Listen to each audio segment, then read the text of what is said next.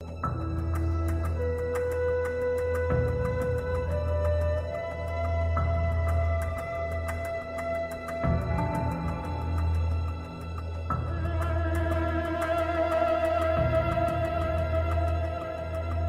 the early hours of Sunday, July 26, 2009, a group of armed insurgents popularly known as Boko Haram launched well-coordinated attacks on Maiduguri, inflicting high-scale deaths and destructions.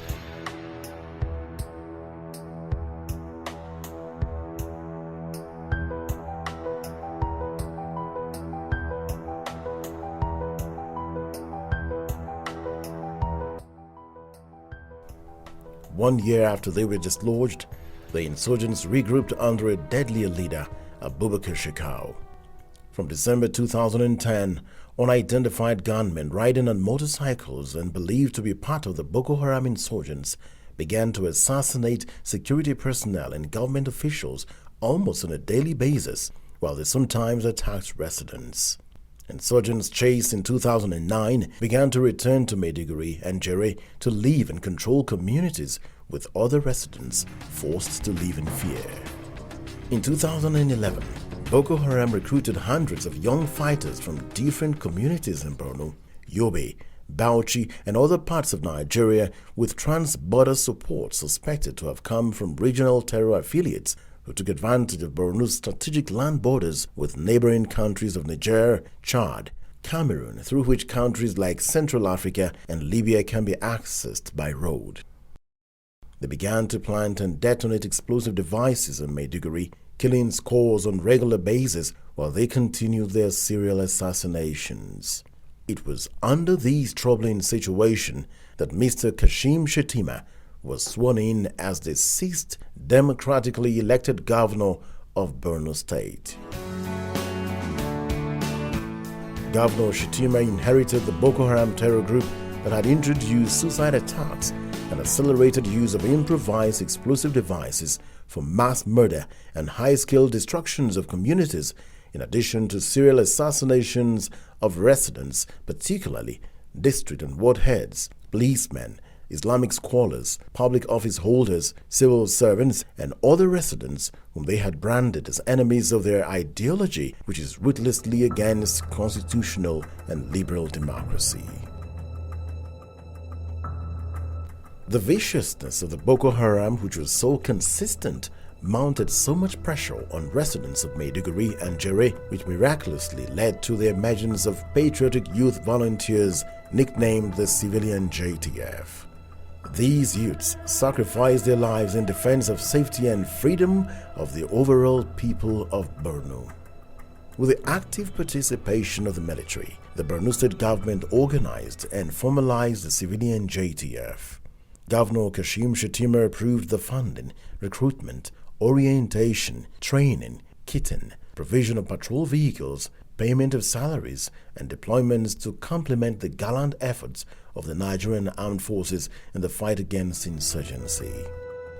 Through a combined approach, Boko Haram insurgents were chased out of Maiduguri and Jere, which are the most populated parts of Borno State.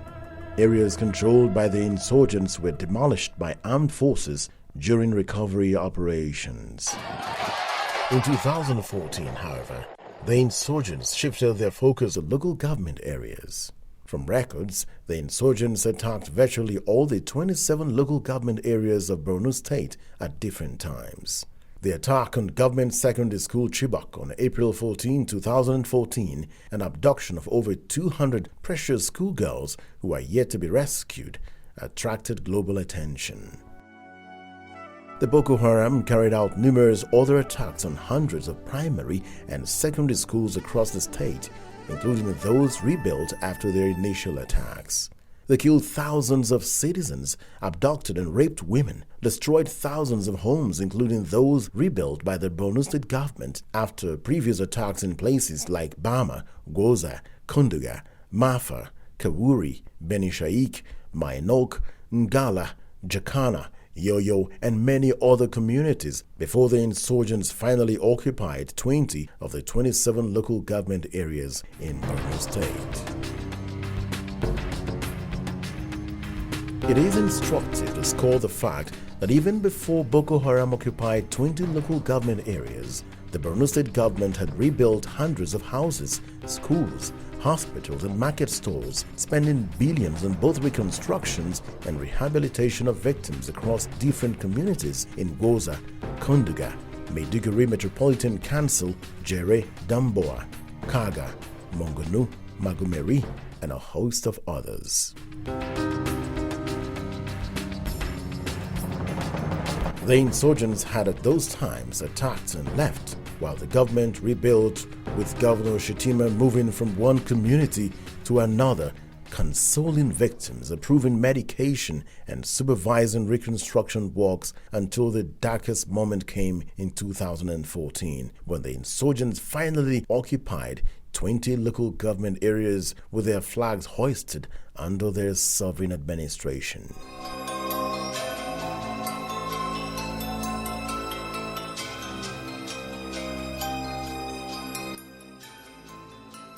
With 20 local government areas seized, over 2 million citizens who fled during occupational attacks became internally displaced within and outside Borno.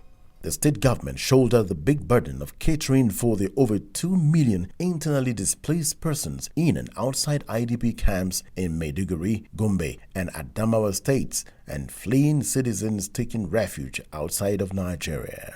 The state government managed an incredibly tough situation without tangible support from the federal government between 2011 and March 2015, and painfully with almost zero internally generated revenue due to the collapse of economic activities as a result of insurgency attacks that turned thousands of citizens from industrious employers and rich givers to jobless and poor beggars.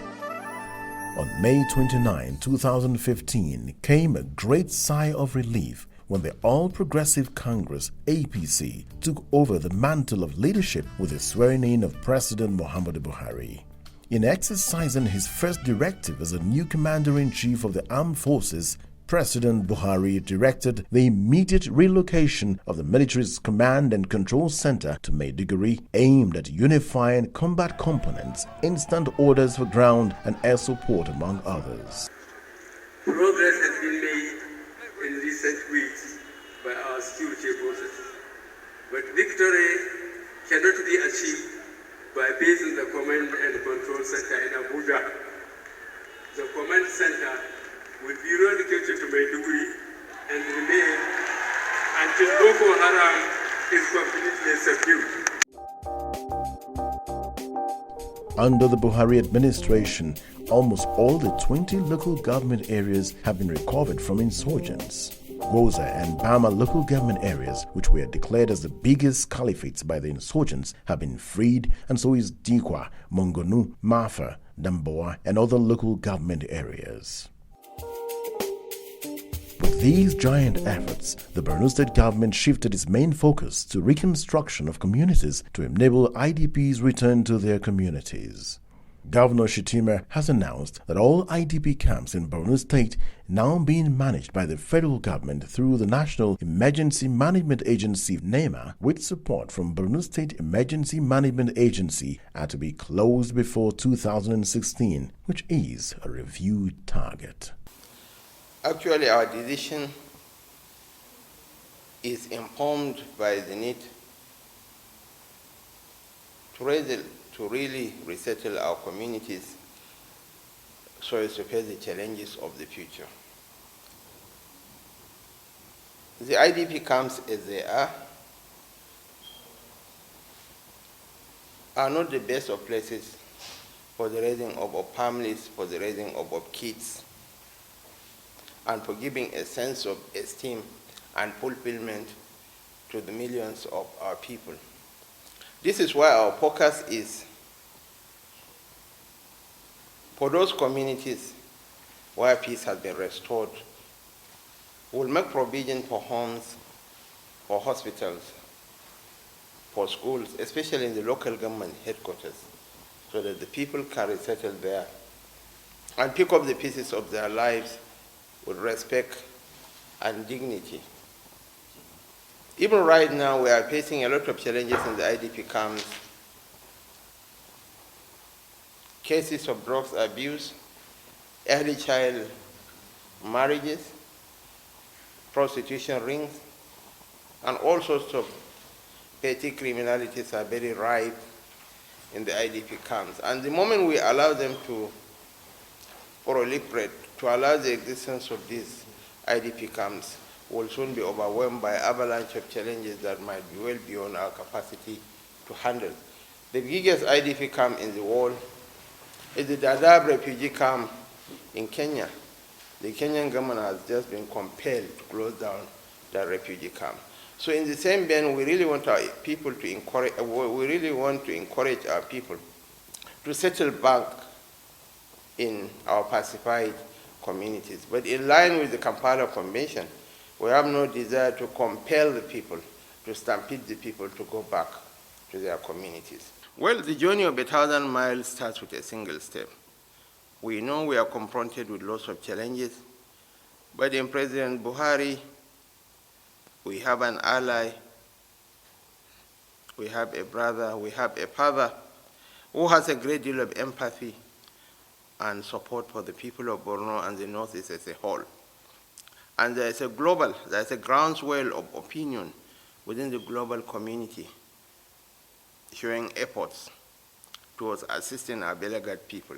And I believe that the combination of efforts from the federal authorities, the meager resources at the disposal of the state, as well as international support, we believe we will pick up the pieces of our lives and start moving forward. To walk his talk, Governor Shettima created the Ministry for Reconstruction, Rehabilitation and Resettlement on September 16, 2015, with a mandate of rebuilding all communities, private homes, public structures, as well as rehabilitating victims. But the work ahead is daunting. This is because, according to the Post-Insurgency Recovery and Peace-Building Assessment Report on Borno, destructions worth $6 billion have been inflicted by insurgents in Borno. 20,000 persons were killed, 2 million displaced, about 1 million houses, 665 municipal buildings and 201 healthcare centers were destroyed. A total of 5,335 classrooms and other school buildings were destroyed across 512 primary schools, 38 secondary schools, and 2 tertiary institutions. Not only that, 726 power distribution substations, 1,630 water equipments, 500,000 livestock, and 16 ecosystems have been destroyed as well. However, Governor Kashim Shettima insisted that reconstructions begin to demonstrate commitment on the part of the Borno state government. Reconstruction works are categorized in phases, starting with communities in Kaga, Maiduguri, Jere, Konduga, and Bama local government areas under Phase 1. The choice of communities is based on immediate access to avoid interrupting military operations. Already so much has been achieved, with the Borno state government working in over 20 different sites.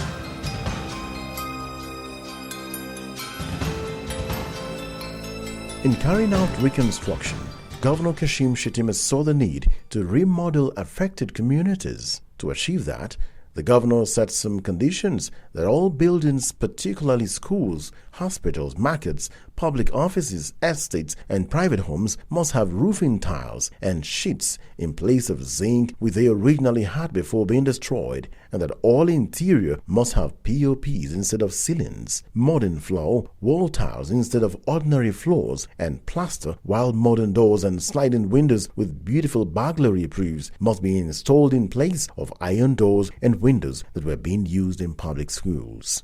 In Awunu village of Konduga local government area, the government secondary school, district head palace, the central mosque, primary healthcare center, primary schools and water supply boreholes destroyed by the insurgents have been rebuilt. In Jakana, also in Konduga, the state government has rebuilt the Nigerian police quarters with 4 units of 2-bedroom flats, rebuilt Jakana Primary School, and constructed water supply projects, among others.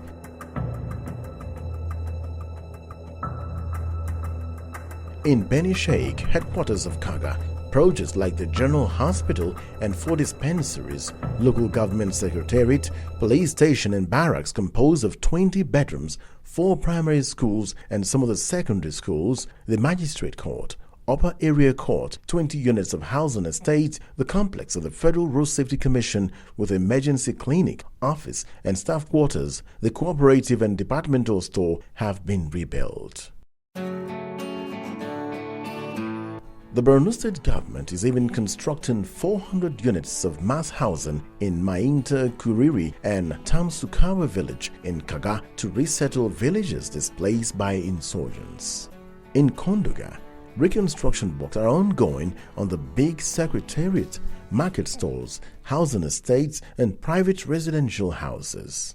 In Bama, which requires a major reconstruction work that would require the complete rebuilding of Bama town due to the magnitude of destructions inflicted by the Boko Haram on private homes and public buildings during their occupation, works have begun in stages. Unfortunately, most of you, if not all of you here today, are just victims of a war you know nothing about. You are victims of a war you don't even understand. This is the tragedy of a war. Those who are responsible for these wars benefit one way or the other from these wars. But the vast majority, like you and us, are victims. Our houses are destroyed. We are separated from our loved ones. Our means of livelihood are destroyed. Our children are taken away from us. Sometimes our wives are taken away from us. And this is why it's important for all of us in future not to show a nonchalant attitude. The Borno State government has built and commissioned a resettlement estate named Yerwa Peace Estate, comprising 500 units of 2-bedroom flats, which is now being permanently occupied by insurgency victims of Umarari, Guaidamagari, and Jajeri communities, which were completely razed down. Starting with its number 1 priority, which is security, the administration of Governor Kashim Shettima had presented 20 capital-intensive ultra-modern armored vehicles to the Nigerian police force. The government had presented over 700 patrol vehicles to the military and the civilian JTF youth volunteers to equip the fight against insurgency.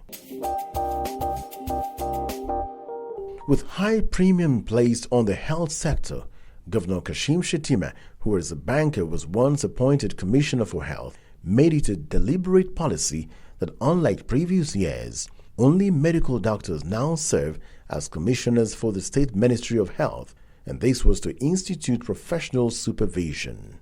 With the right policies and firm commitment, the Borno State government has built and equipped the ultra-modern Muhammadu Shua Memorial Hospital, which was commissioned by former Vice President Muhammad Namadi Sambo in February of 2013. The state government has built the yet-to-be-commissioned Women and Children Hospital, named after the former First Lady Hajia Miriam Abacha, an illustrious daughter of Borno.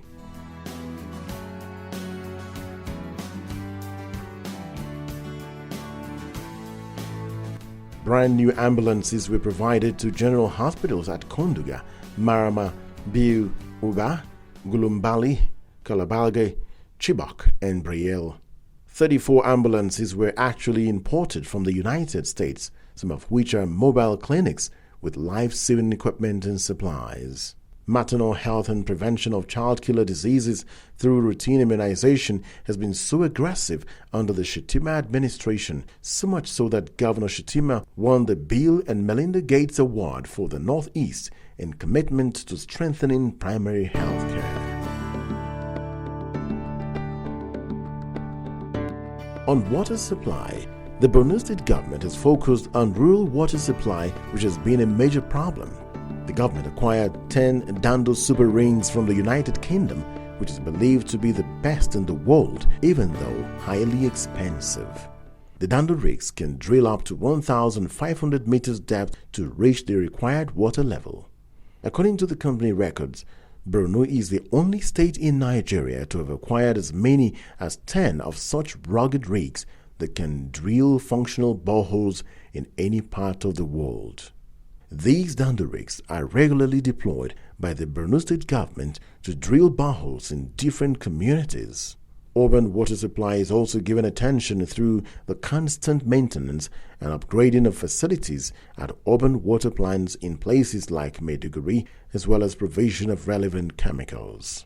The Borno state government has accorded exceptional attention to agriculture. With his background as a holder of master's degree and first degree in agricultural economics from the Universities of Ibadan and Maiduguri respectively, Governor Kashim Shettima surely understands the potentials of agriculture in not only creating food security but also in creating job opportunities. The Borno state government has invested over 30 billion naira to acquire modern agricultural equipment. The list is tall. There are 56 units of center pivot irrigation facilities with each to cover 60 hectares. 10,000 by 500 square meters of family drip irrigation facilities, 996 units of sprinkler irrigation equipment with each to cover 1 hectare, 100 units of drip irrigation equipment with each to cover 1 hectare, 900 brand new farm track tractors of both 70 and 60 HP, 200 brand new YTO Kamako brand tractors, all of 80 HP, 1,500 units of brand new planters and seed drills, 20 rotovators, 5 hay balers, 600 assorted rice mills and cottage millers, 30 units of multi-grain threshers, 20 units of vegetable oil extracting mills, 1,441,000 square meters of net housing materials, 73 units of assorted cultivators, 200 mobile poultry deep litter rearing house, 356,000 egg capacity incubator and hatcheries. The state government has also imported 5,000 Sahelian long-legged breeds of goats from Niger and the Republic of Chad for distribution to internally displaced persons, particularly widows whose husbands were killed by Boko Haram insurgents, so that when relocated to rebuild communities, every widow can own and rear a male and female goat towards multiplication. The essence is to empower the women and also to replace animal breeds that have gone into extinction due to attacks by insurgents, which not only killed and displaced humans, but also domestic animals in nearly 20 local government areas. The Borno state government has also imported 25 brand new combined harvesters carrying both traditional and corn heads, and this makes Borno the highest single owner of combined harvesters in Nigeria. For instance, whereas there are about 50 combined harvesters in the entire Nigeria today, Borno state government alone owns 25 of these combined harvesters, with all of them imported under the Shettima administration. Farmers would access soft loans to fund agricultural activities. The state government is also building an ultra-modern seedling production facility which, when completed, will be the first of its kind in not only Nigeria but in the whole of West Africa. The facility is being designed with the capacity of producing 12 million varieties of seedlings of all every month. The essence is to produce scientifically improved seedlings that will be given to farmers, which will multiply yield for bumper harvest as against present-day seedlings. The state government has already sent 50 youths with background in agriculture for training the trainers courses on integrated agriculture at Kusestra University in Thailand. Another set of 50 youths were trained in India on installation, maintenance, and management of different types of irrigation equipment. On industry, the Borno state government has revived the moribund Nitel shoe factory, which was in comatose for 20 years. The factory now produces and exports high-quality leather exported to Spain and Italy. On housing, the Borno state government is constructing over 2,500 houses and apartments in 5 different estates. The first phase of Zanna Umar Mustafa Gardens, named after the late Deputy Governor of Borno State, has been completed, while work is ongoing on the second phase. The 300 units teachers estate, 400 housing estates on Bew Road, 400 housing on Gubiu Road, 400 housing on Bama Road are at various completion levels as they are used by displaced persons. On education, the state government has renovated almost all the secondary schools across the state before the occupation of 20 local government areas by insurgents. While others were destroyed, schools like these ones in Maiduguri and those in southern parts of the state were spared from attacks. After it succeeded in working with the Borno State House of Assembly on the passage and assent to the law establishing the state university, the state government is currently constructing the Senate building and 5 faculties of science, arts, social science, education and management awarded at the cost of 3.4 billion naira. The state government is currently sponsoring 60 young girls to become medical doctors abroad, while more are expected to be sent out. 50 teachers were trained in India on digital teaching aids. 20 were sponsored for petroleum geosciences in the United Kingdom ahead of oil exploration in the Chad Basin, while 20 are at completion levels of maritime degree. On roads, the Borno State government has acquired complete construction equipment, making it possible for these roads and bridges to be fully constructed by the State Ministry of Works. On environment, these pictures speak for themselves, and so it is for vocational skills, women empowerment, and lots more. In a classic case of extracting roses from thorns, the Kashim Shettima administration has remained very determined to make Borno State prosperous, even under an atmosphere of high-scale destruction, sorrow, tears and blood, with their attendant distractions. Certainly we have suffered setbacks, monumental setbacks. But I want to assure you that in spite of the setbacks, we might fumble, we might stumble, but we'll get back on our feet, and inshallah, we shall transform Borno for the good of our people. And in the fullness of time, I believe posterity will judge all of us